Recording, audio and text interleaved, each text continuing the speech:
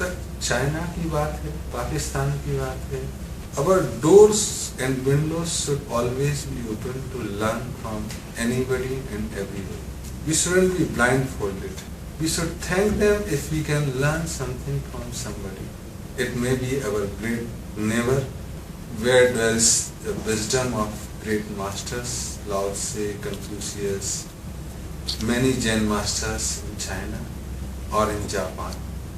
We must learn.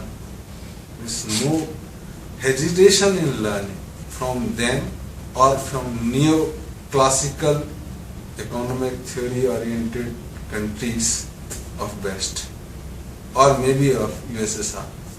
We should learn. But one thing everybody should remember, he shouldn't change himself to become that.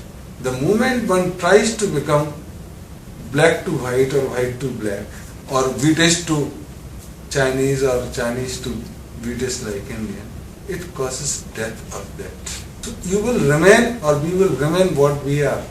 The learning must be ingrained, must be assimilated for the self-development. We need not to become China or China need not to become India. And this is intermingling of the processes, assimilation of the process.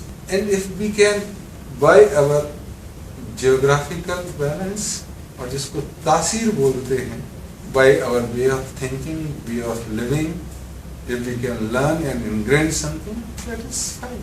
Thing is that if you feel from outside that they become in corrupt country, then you need to further investigate the details. Does they really become or does they appear to be?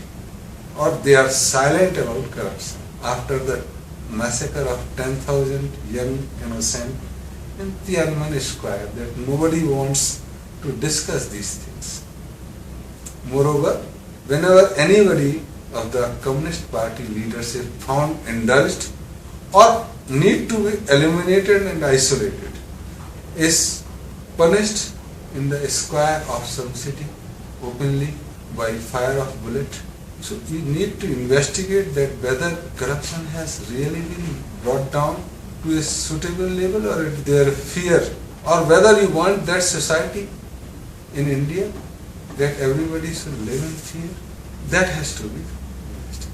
Yes, certainly we need to learn from them good deal of judo, karate, their martial arts, their age-old craft.